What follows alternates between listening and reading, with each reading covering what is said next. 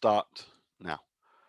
So we're now recording. It is our second session in our series titled Herartfelt Brachot. My name is Rabbi Johnny Solomon, and our topic today is the Dayan Haemet Bracha and its interrelationship with Shechianu or Hatov HaMeitiv. So just to do some kind of brief recap. Last time we looked at the Mishnah in Masechet Brachot and the Gemara on that Mishnah in Nun Tet Amud Bet, discussing the Shechianu blessing, which I made an argument for as being a blessing on joy, on Simcha. And we also mentioned that there in the Gemara, reference is made to the Dayan Haemet Bracha. And significantly, while we often think of Shechianu as being very narrowly applicable to particularly joyous events, and Dayan Haemet we often think limitedly as a response to bereavement, we saw that, in fact, according to normative halacha, Dayan Haemet is a bracha to be recited on hearing bad news or in response to a bad event or a sad event. And similarly, Shechianu, or the pluralized version of that, as Rambam says, Hatov HaMeitiv, is there to be said in response to good news or a good event that's happened in your life or that's touched the lives of yourself and others. Meaning, I think both Shechianu and Hatov HaMeitiv in one side of the continuum and Dayan Haemet on the other side need to be understood more broadly than generally we relate to them. And that's part of our learning last session. That's part of our learning today. Now, for those who are not physically present for this shiur, this morning we're learning on Yom HaZikaron, the early morning of Yom HaZikaron. And something quite strange and moving happens in the next 48 hours. Today is a day immersed in reflection and mourning. It's a sad day, Yom HaZikaron. Today, when we reflect on the lives of those who've been killed in defense of the modern state of Israel, those who've been killed in terror attacks. And yet tonight, and I have a cartoon on my computer, so that if a switch happens in the head and you go from mourning to celebration, and were Corona not to limit the kind of socializing that we're used to, tonight and tomorrow will be packed with gatherings of celebration, of music, of dancing. Tomorrow people would be at beaches having barbecues, etc., and having friends round. And many people often ask, how do we deal with this almost overlapping sense of grief and joy? For many people, it's hard to fathom, to make sense of.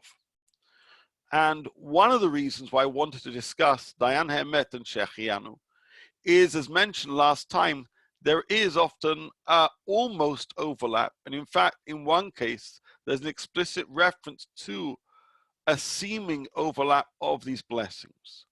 That is, how do we deal with moments of sadness and joy, which sometimes are rooted in the same broad experience? And I think that's what Yom HaZikaron and Yom HaAtzmaut ask us to consider. And that's what I want us to consider today with our learning. So can everybody present see the handout which I'm sharing right now online? So the heading of the handout is Dayan Haemet and Shechianu / Hatov HaMeitiv. And we begin here with a halacha in the Shulchan Aruch Orach Chaim. And it's one which we already alluded to in the Gemara last time, where we're told the following: Met Aviv, if sadly somebody's father passes away. Mevarech Dayan Haemet. Then, of course, this is a terrible loss, this terribly sad news. In response to that, they say Dayan Haemet. Now, interestingly, although in many communities, that blessing is recited actually just prior to the burial of a relative in a cemetery. The actual law, as expected, is that the blessing of Dayan Haemet is expressed when hearing the news itself. Because many people don't do that, in many communities, the undertakers are people working in the burial grounds just prior to the levaya will say to the family, if you've yet to say Dayan Hamet, now would be the appropriate time to say it. And oftentimes that blessing is said just prior to the closest mourners tearing their clothes, doing kri'ah, an expression of mourning. Now we're going to come back to that. But point number one is we've been told here, if a father dies mevarech, dayan hemet, you'd say dayan hemet, you'd do so, of course, with the loss of any other relative or any other person whose loss pains you greatly. Hayalo mamon shirshu, but then it says, if that person, if your father in this case, has money that you will inherit, if you are the sole beneficiary, then you should say the Shechianu blessing. But if you have siblings, in place of Shechianu, you say that Tova Meitiv Bracha. As mentioned, this is already mentioned in the Gemara. It's just formulated with a little bit more clarity here in the Shulchan Aruch. Now, we're going to pause here for a second, and we're going to consider the strangeness of the situation being described in the Shulchan Aruch. Somebody's fathers died. They say Dayan Hamet, and then they ponder, wow, I've now inherited the house, the car. And they say Shechianu. There seems to be something quite strange about the almost overlapping, or perhaps you could say overlapping, of two quite different emotions, one of sadness and one of seeming joy. So before we proceed, I'm curious from a pure knee-jerk reaction, not from a halachic necessary perspective. When you hear the idea that according to Jewish law as codified in the Shulchan Aruch, we're told that when a parent dies, you should say Dayan Hamet, and when you realize you've inherited money, you should say Shechianu Hatov Meitiv if you are one of other beneficiaries. How does that law sit with you? Feel free to speak up, because I'd really love to hear what you have to say. How do you react when you hear a law like that, which is telling you your parents passed away, say the bracha for sadness, and they say a bracha because you just got some money in your life? What do you think when you hear halachas like that? Or what do you think specifically of this ruling? Anybody? Interesting. So we had like a sikha with Shuli.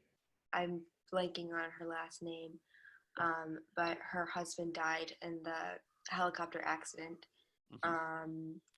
And she was talking about choosing life after his death. And I've also been like, you guys will hear in the virtual tour later today, like I'm going to speak about my Savta's younger brother and first husband, who both died within the span of like 3 years. So I've been thinking about how she like chose life after like their deaths. And I think like that's what we're supposed to do. Like we have to find a way to move on, and to have like both pieces in our hands, like have like the tragedy and the sadness in one hand and still look towards the future. So I love that idea. I love that explanation. In actual fact, I was just recently watching a video of somebody who gives tours to soldiers on Mount Herzl as part of their training as becoming soldiers in the Israel Defense Forces. And he says, when we leave a cemetery, we wash our hands, and that represents how we've been to a place which commemorates the loss of life. But then we pour water on our hands, which represents the immersion in life, that we acknowledge death, and yet we also try and make sure that we use those deep emotions to bring goodness to those in this world and merit to those beyond it. So I love that idea. The question is whether this halacha is being as sensitive, shall we say, as the way you've just suggested. I mean, if you could read it cold and say, if your father died, you say Dayan Hamet. If you come into money, also say Shechianu. Imagine if somebody at a funeral, God forbid, they say Dayan Hamet because a relative has passed away. And they realize they've just inherited hundreds of thousands of dollars. Have you ever heard a shechianu in a cemetery or in a shiva house? Now, the law is saying that that would be somehow permitted. In fact, not just somehow, it makes sense to a certain level.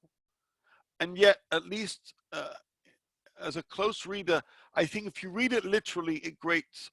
If you don't read it literally, I think the suggestion of Noah right now of the idea of taking down Hemet, but then carrying it into Shechianu, which we should remember.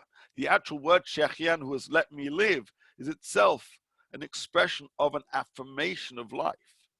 That, of course, is exquisite.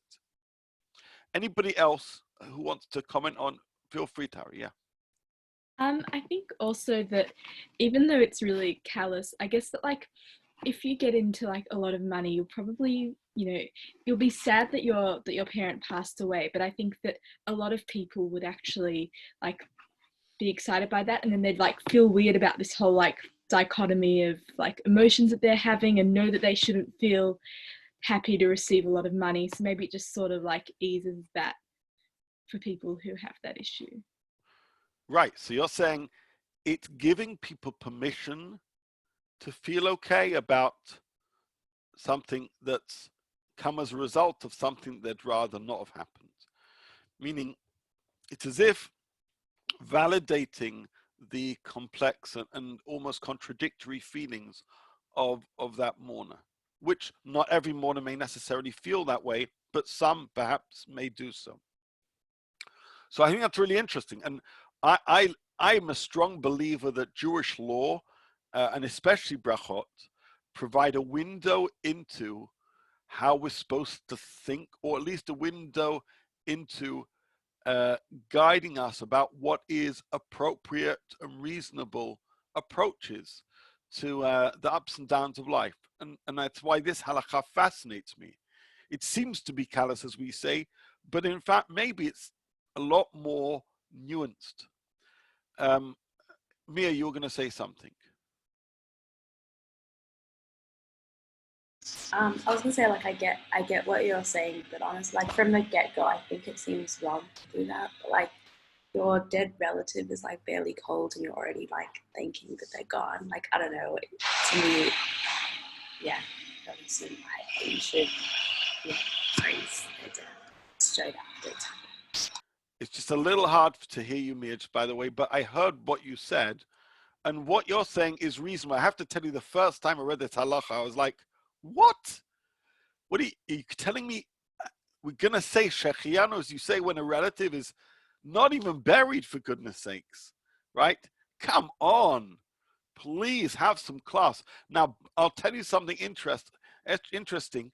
I was going to mention it a little bit later on. According to a number of commentaries, and I have here in front of me, we're going to be citing from it a little bit later on, a collection of rulings by Rav Shlomo Zalman Auerbach. It's a book called Halichot Shlomo. And in Halichot Shlomo, we mention it later, but I didn't specifically cite this message. It says, perhaps that Shechianu Bracha shouldn't be said out loud. Meaning, if you want to say it, fine. But perhaps that's kind of a bracha in this moment where it's best to say it kind of under your breath, which I think is interesting. It's as if, I don't mind you having that private feeling, but don't presume everybody's going to necessarily respect you for expressing it out loud. But what we're going to come to understand is both Dayan Ha'emet and Shechianu, unlike many other brachot, are highly subjective. And as a result of that, maybe for one person, this seems entirely inappropriate. I could never imagine ever, chas v'shalom, if a parent were to pass away, to wish to say, want to say, ever say Shechianu, Hatov HaMeitiv, right? The loss is enormous and the gain is irrelevant, basically. But perhaps other people, as we said, have conflicting emotions, and yet Rosh Hashanah Auerbach is saying, yeah, but consider how it's perceived. It's almost like it's not quite Marit Ein, but consider how people are going to hear the notion of you saying that bracha in that time. Be sensitive, even if you can deal with the many different things going on in your heart. Any other quick questions before we continue to probe this halacha? Okay, so let's actually ask ourselves the following. I've previously posited that Shechianu is a joyous blessing. I kind of said that last time, and it's implied from the Mishnah and the Gemara, but it's not quite explicit. And I think I mentioned to you that I'm writing a sefer on Hilchot Shechianu, and a major debate exists whether Shechianu is a blessing of joy or it's a blessing on benefit. And the axis wherein we see this debate played out is this halacha, or specifically the idea of saying Shechianu in a time of loss. Let's read the Mishnah Brura. This is source 2. We know the Mishnah Brura written by the very pious Chafetz Chaim. And here he's summarizing a ruling of the Rashba. The Rashba itself is fascinating and long and really important, but for our purposes, we're just going to look at his summary as cited in the Mishnah Brura. And he says, Yachol varech shechianu. Why is it permitted to say shechianu when a relative has just passed away? And he says, the ein bracha zu tluya b'simcha. Because shechianu, according to this approach, the approach of the Rashba, is not a blessing on joy. It's a blessing on the benefit you gain from something. Meaning Shechianu, according to the Rashba, isn't a blessing about happiness. It's a blessing about benefit. And here, a person has passed away and you've benefited, so you say Shechianu. It doesn't mean that I'm happy, it just means that my bank balance has increased. And even though there's a mix of sadness and groaning, the simple fact is you've now gained financially, and thus you say Shechianu. Now, I cannot stress how important it is to at least acknowledge this approach of Shechianu, which I have to say I challenge in my sefer for a whole bunch of reasons. But there is a strong line of reasoning, not just of the Rashba, but many other Rishonim and Acharonim, that Shechianu isn't about Simcha, but instead about To'elet, or Hana'a. And so, according to the Rashba, this halacha actually sits perfectly reasonably. In fact, let's put it differently. This halacha is why the Rashba kind of says Shechianu can't be about joy. Because how could it be about joy if somebody's relative has passed away? So if you thought until now the blessing of Shechianu is about happiness, have a paradigm shift and say, maybe that's a false premise. And maybe this halacha should demand that I revisit the whole spirit, the whole essence, the whole emotion surrounding Shechianu. Maybe it's not about happiness, maybe it's simply about benefit. Now, any questions about that? You have to realize that according to that, you have to then reconsider all the reasons where we do say Shechianu, all the reasons we don't. And according to the Rashba, this seems to fit. Others, as I say, take a different view. Any thoughts from your part about Shechianu not being a blessing of joy, but instead being a blessing of benefit? Okay. And honestly, if Shechianu is like a blessing on benefit, then it seems like we should be saying it more in situations where we're not saying it, and we should not be saying it in some situations that we are saying it. Right. So this is exactly the question of the Rishonim, which led Tosfot to say one thing, the Rashba to say another. You see, Shechianu is mentioned in the Mishnah, mentioned in the Gemara, but absolute principles aren't outlined around this blessing. Now, as I've explained, it's because I believe it's a highly subjective blessing. But some Rishonim said, no, it operates in a certain way. And they try, based on the times it's said and based on the time it's not said, to kind of figure out the klalim of Shechianu.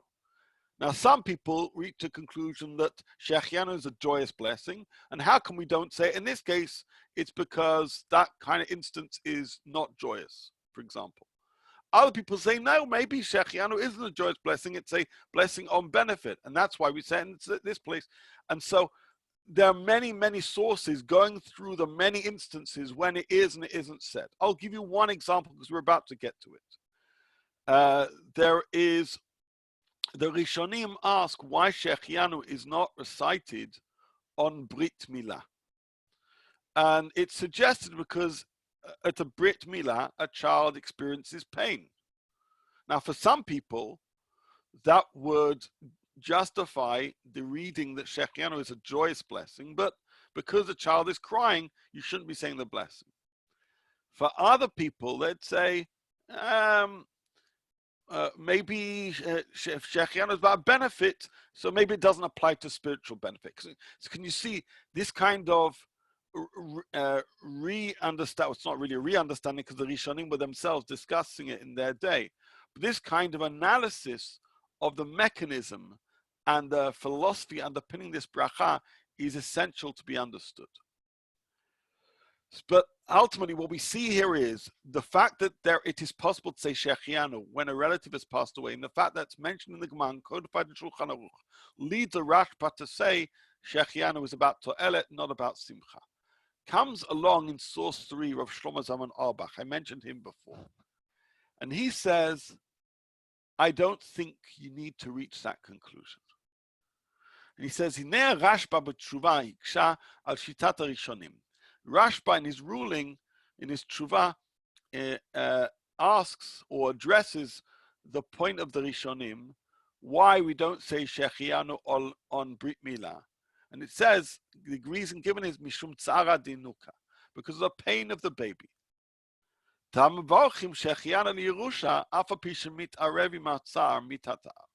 basically the Rashba says, how come we don't say it at a Milah, but we do say it when a relative has passed away? It must be Shechianu isn't about Simcha, it must be it's about Hana'a.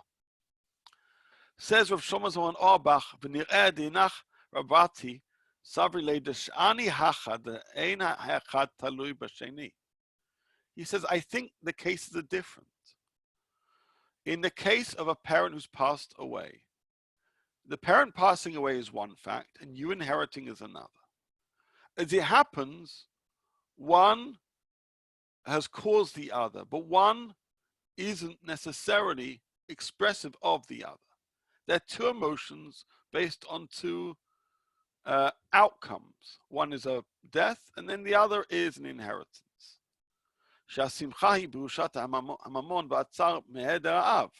The joy is for the inheritance, the pain is for the loss of a parent.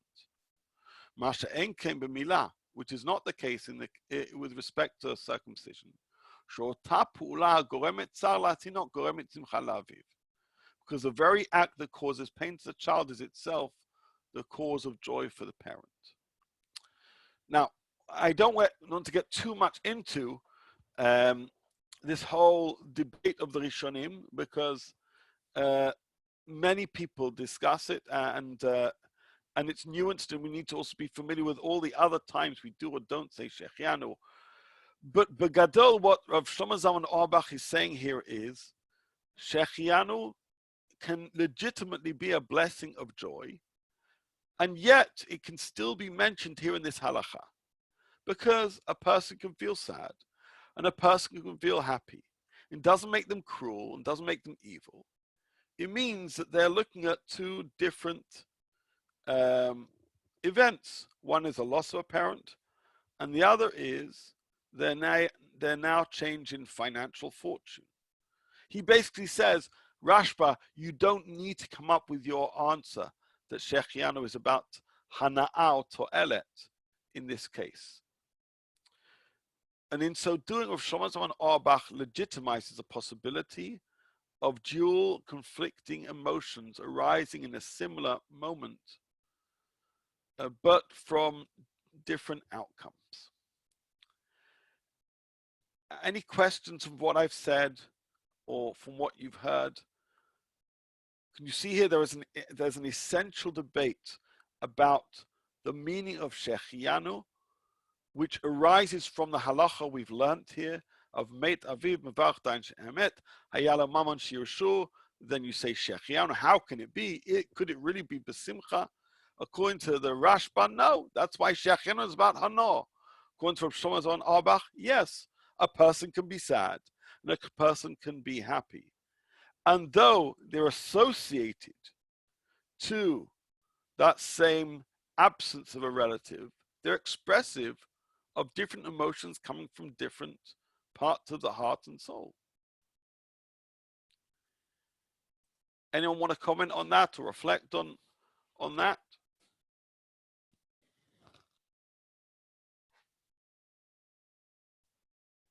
Not so sure. You're still processing, I can see. Okay, which is totally fine. But what I find interesting in these sources is these great poskim are trying to grapple with actually one of life's hardest questions. Is it possible, is it permitted, is it appropriate to see silver linings even in the days of greatest darkness? According to the Rashba, it's not possible.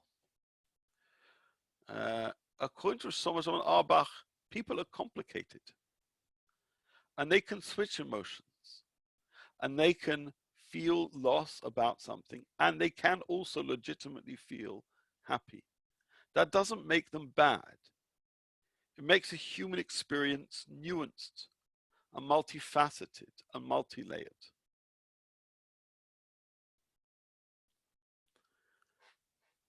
And the more you consider this, the more you realize that maybe the halacha that we read in number 1, which on first glance seems, and we'll use the word callous because I think it's reasonable, may actually be a profound insight into human psychology.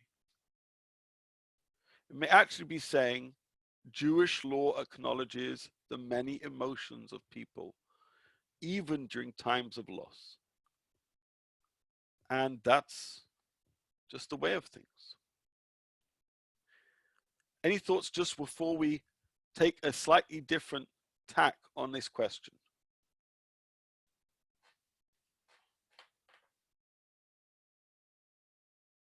Okay. If that's the case, I want to return back to the question we raised earlier, which is when is the Dayan Ha'emet bracha recited when somebody passes away? Now remember, Dayan Ha'emet isn't merely a blessing recited in response to the death of a loved one. It's also recited when even hearing bad news. Yesterday I heard some bad news about some close friends of ours, and I said that bracha. But when is this bracha said? Well, I know I explained that while we're immediately hearing the news about a death of a beloved one, a person should say the bracha. In many communities, the blessing is done around about the same time as a tearing of clothes. And has anybody been to Levi and seen that? Anybody who's had, unfortunately, relatives have passed away and then that's done? If you've not, then you're blessed. But that's basically what happens often a few minutes before Levi begins. The close relatives are brought together and the rabbi or the people working in the cemetery will encourage the family to say the Dayan Ha'emet bracha. They'll help them initially tear their clothes. They'll take a knife and then the relatives themselves pull apart a part of their clothes, and that happens. Now, oftentimes people think that the Dayan Ha'emet bracha is connected to the kriya, is connected to the tearing. But in actual fact, they're two separate things, which is just in many communities happens almost concurrently. Now, why is this important? Let's have a look at source 4, which comes from responsor Rav Ben-Zion Uziel. And he says the following: Mitzvat kriya birkat Dayan Ha'emet b'shem malchut she'anu mitztarfim l'maaseh kriya. The blessing of Dayan Ha'emet and the act of tearing, which is often done together. But he says, Lo matzati la makor mufurash. I've seen no explicit source saying that these two acts should be bundled together. I have simply found that Maran HaChida, the Chida Rav Chaim Yosef David Azulai, records a custom, the Minag Olam Levarech Al HaKriya Dayan Emet B'Shem Malchut. And why are these two acts seemingly connected, although halachically they are doing different things? He says, certainly this is due to the fact that we've been taught, and this is from the Mishnah that we learned last week in the Gemara, where we're told that when somebody's parent passed away, they say Dayan Emet. And since Dayan Emet is said in many occasions, but most often in response to the death of a loved one, people have associated the blessing of Dayan Emet with exclusive with death, which isn't the case, and with the act of tearing for the dead, which also isn't the case.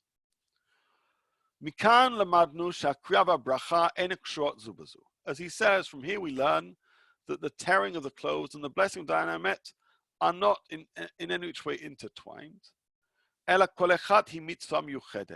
Rather, each is an individualized act. For all those who are obliged to mourn, meaning for all the 7 close relatives, and both required when a person actually passes away, although as mentioned, oftentimes they're done a little bit later on, when just prior to burial. So far, what he's just told us is Kriya is something that people do when a relative passes away, and Dayan Emet is a bracha that people say when a relative passes away.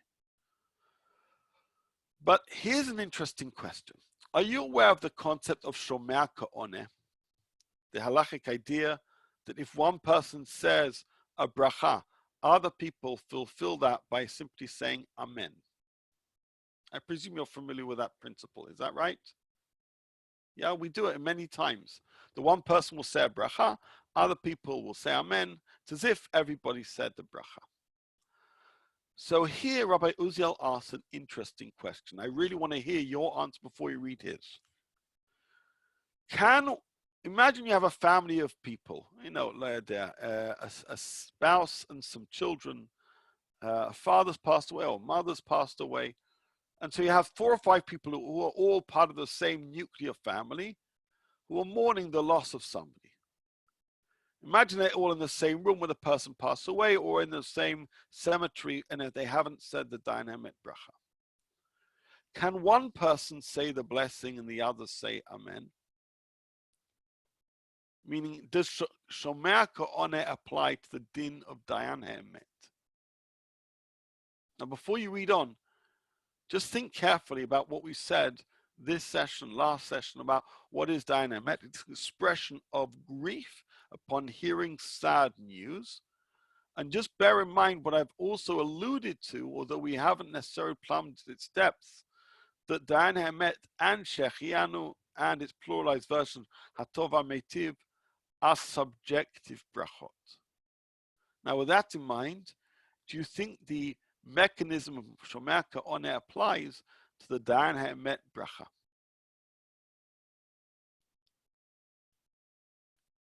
I'd love to hear. At least go for it, Tari. Yeah. I would think no, just because if it's a very subjective bracha, then everyone feels it in like different ways, even slightly. So. Okay. Anybody else want to agree with Tari or disagree? I can see some of you all thinking. Well, I'd like to tell you that you are right on the button. And let's read what Rav Uziel says. He says, thus, just as one person, it doesn't work that one person tears and everyone says, nice job. Everybody tears their clothes.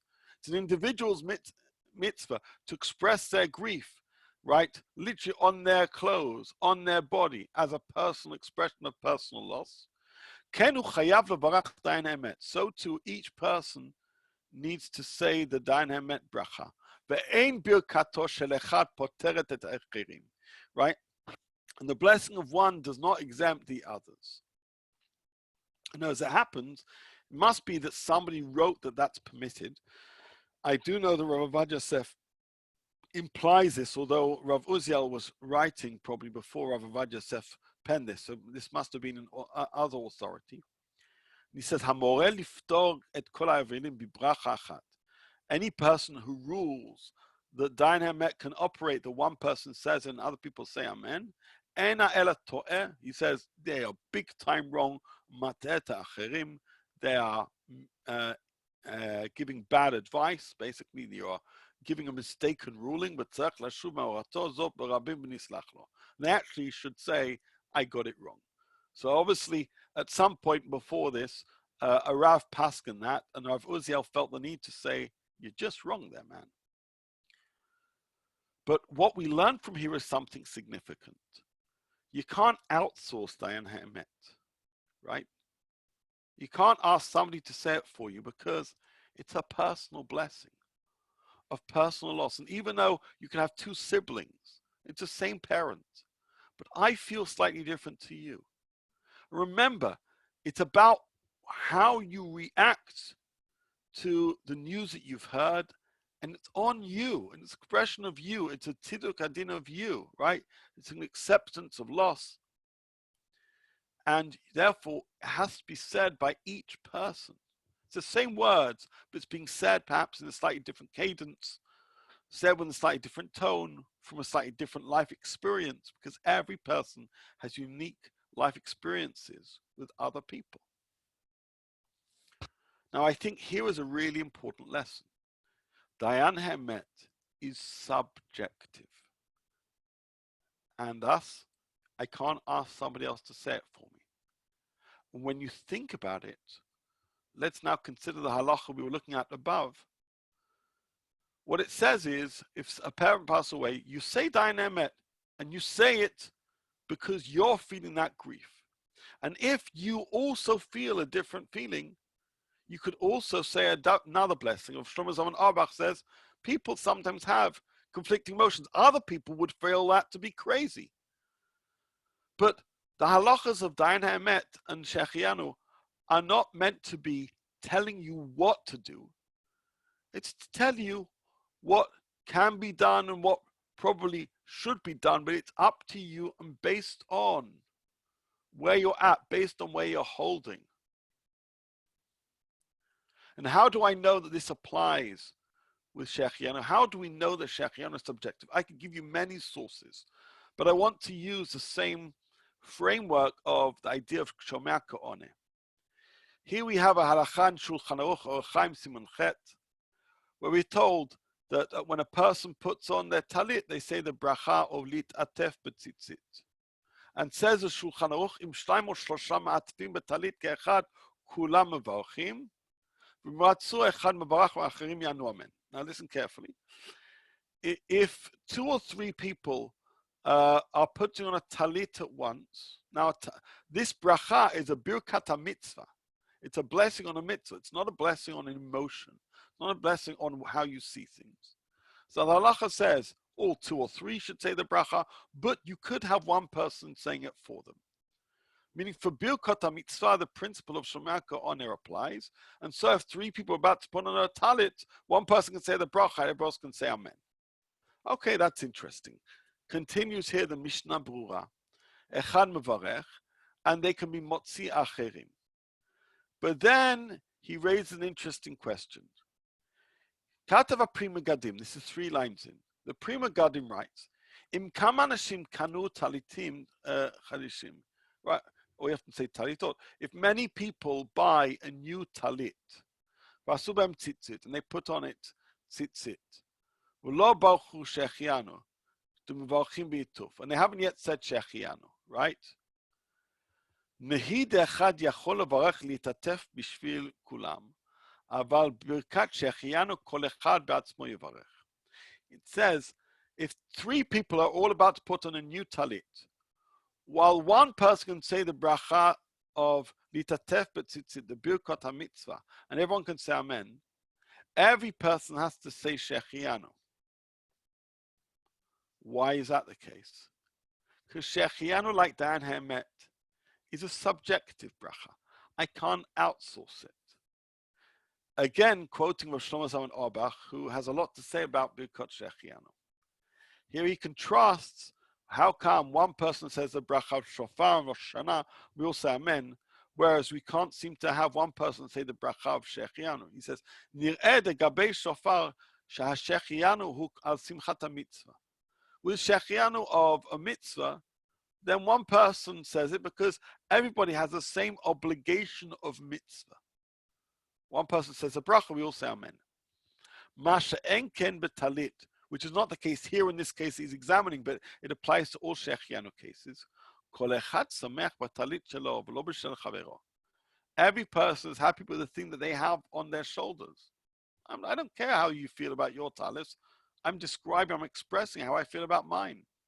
Therefore, everybody should say their own blessing.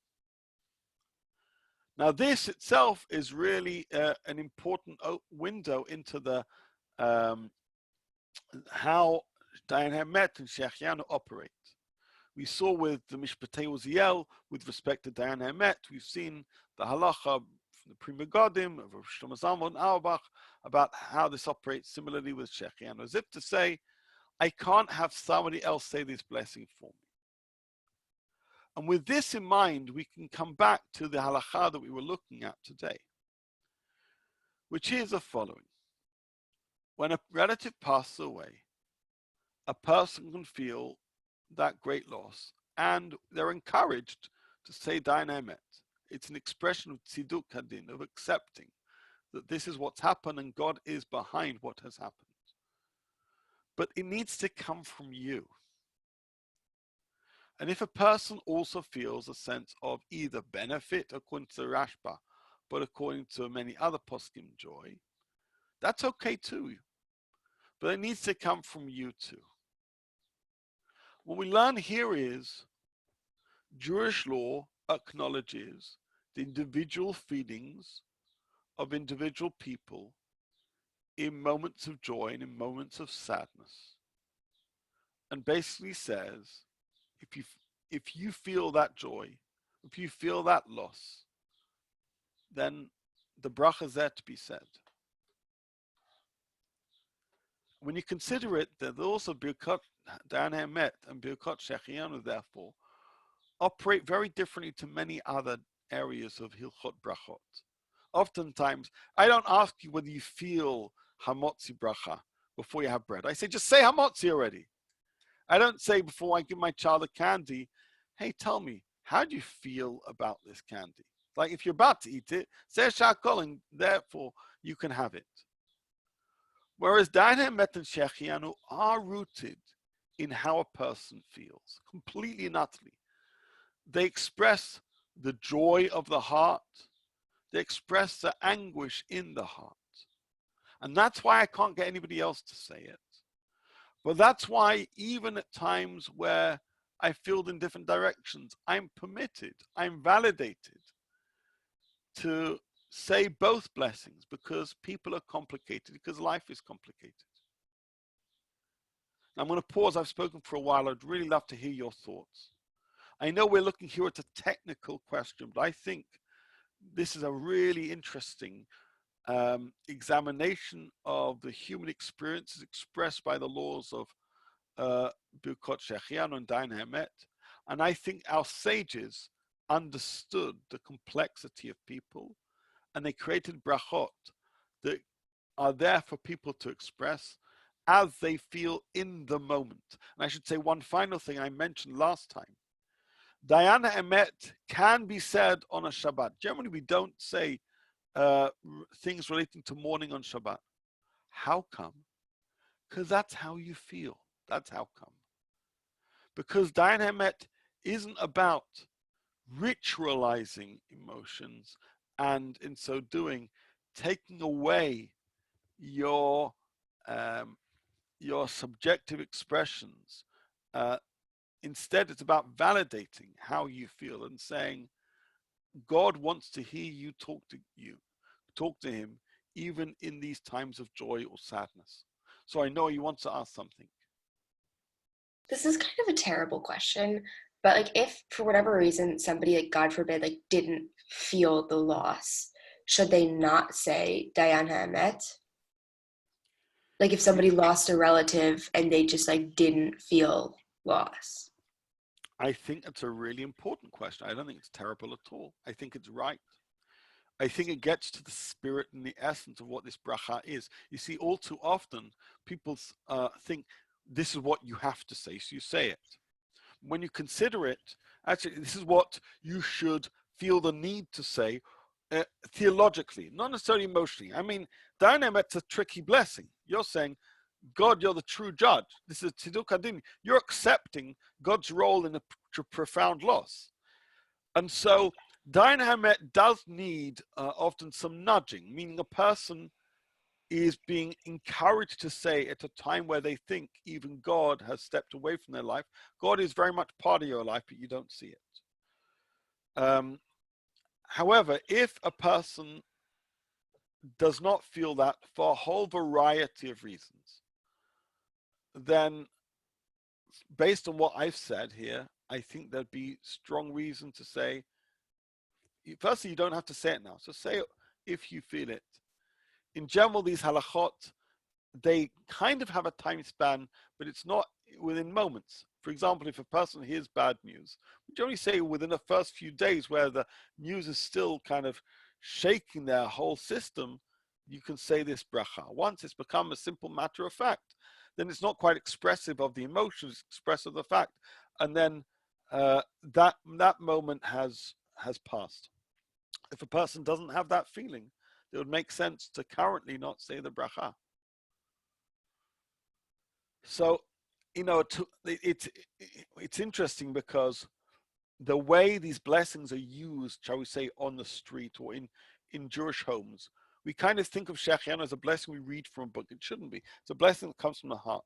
We think of Dayan Ha'emet as a remark we say when we hear sad news. But in fact, it's a very, very deep emotional theological response to loss, which includes loss of life, but not only. And the key point is, I can't really say ditto. You know, sometimes, let's say in a WhatsApp group, if God forbid somebody's passed away, people would say Baruch Dayan Ha'emet, and somebody would say ditto. Just think about what Rav Uziel has said. I can't ditto your Baruch Dayan Ha'emet. You need, because if those words should be yours, right? You may be saying the same words, but they need to come from you because your groan is different to somebody else's groan. And so once you appreciate the centrality of the subjective human emotion expressed in Dayan Ha'emet and specifically in Shechianu, you come to realize why this is such an interesting terrain for study.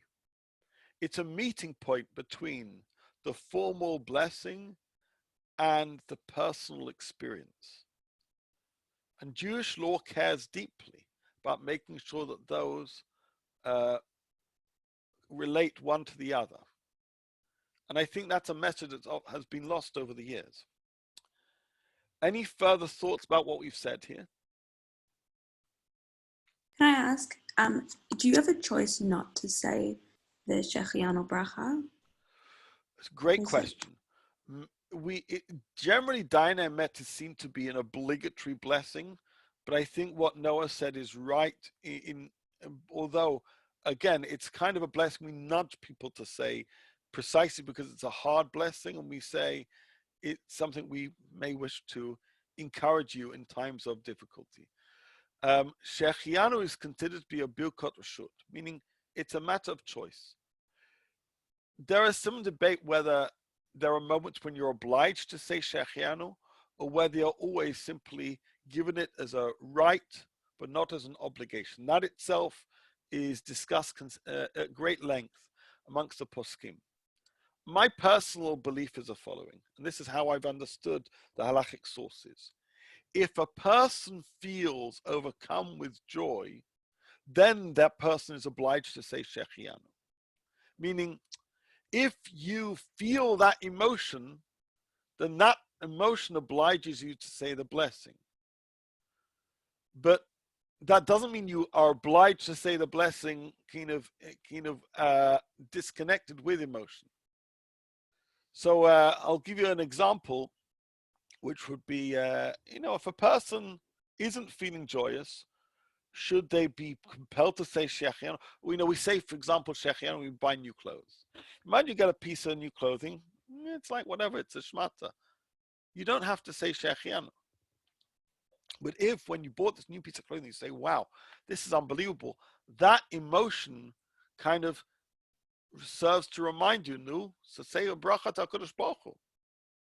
So it's all rooted in the human emotion. If the emotions are absent, then the blessings themselves don't come into play. If emotions are present, then the blessings should be expressive of those emotions. Any further thoughts about all this? Okay, we're going to wrap up in just a few moments. We began by acknowledging that today is Yom HaZikaron, and we began by acknowledging also that there's this transition between Yom HaZikaron and Yom HaAtzmaut. As mentioned, some people find that transition really hard. I think when we ponder the wisdom of this halacha, as mentioned in the Gemara and is codified here in Shulchan Aruch, I think it gives us insight that there may be things that cause us great distress. And yet, those things also have byproducts that cause us joy. Today is Yom HaZikaron. We remember the fallen soldiers of the state of Israel. That causes us distress. And yet we know that as a result of their Mesirat Nefesh, we have a state. And that causes us a sense of pride. One may well be a factor in the other, and yet both deserve acknowledgement in the right way with the right emotions. And today we mourn, and tomorrow we celebrate. And I read the halacha the way Rav Shlomo Zalman Auerbach does, as if to say both emotions are valid. And I think that applies very, very significantly to Yom HaZikaron and Yom HaAtzmaut. The very fact that I'm sad does not hinder me from wishing to be joyous. And the very fact that I'm joyous does not make me callous to the sadness. Because people are allowed to have different feelings, and both can be genuine. And that's the essence of the Brachot. I think that's the essence of what Judaism beckons us to do, to be genuine with our emotions and express those emotions genuinely to God. So today has a spirit of Dain Hamet. Generally, people would be going to cemeteries, and if it wasn't this time of the coronavirus, there'd be tens of thousands of people.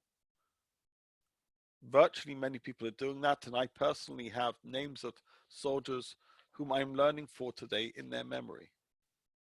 And there is that tone. We have a memorial light here lit at home, and I'm sure some of you do as well. And yet there's also a tone that tomorrow we'll probably be making a barbecue in our backyard. And that's a valid experience, and it doesn't diminish the loss. What it acknowledges is great things often come at great costs. But in order for those costs to count, we also need to acknowledge those great things too. And that's, I think, how a lot of people relate to these complicated days and these almost overlapping days. And so I hope this framing of these halachot are not just of interest in your understanding of how they operate, but also serve as some kind of framing device for today and tomorrow. In future sessions, we're going to be moving off from Dain Hamet and then looking at Shechianu in its many different permutations, such as Shechianu recited in purchasing new items, recited at weddings, recited in birth of a child, all those kind of things. and we'll be revisiting the Rashba, revisiting some of the things that we've touched upon today. Any final questions before we close?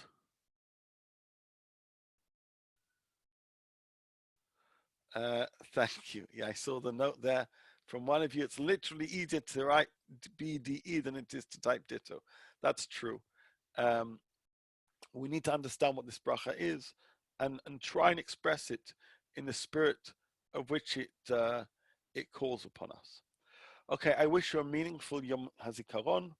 I look forward to learning with you next time, and also enjoy the celebrations tonight and tomorrow, the celebrations of Medinat Israel, which we love so much.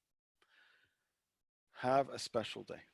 Thank you. Okay. Thank you. Bye. Thank you. Bye-bye. Bye.